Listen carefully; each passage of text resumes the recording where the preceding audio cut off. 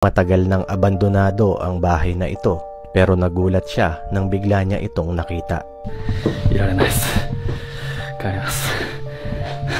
Si Gatchan ay isang paranormal investigator sa Japan. Sa isang video na inupload niya sa kanyang YouTube channel, makikita ang pagpunta niya sa isang abandonadong bahay. Nakakapagtakang madami pa ring gamit sa loob ng bahay kahit wala namang nakatira dito. Maya-maya ay narinig niya ang isang bell na tumunog.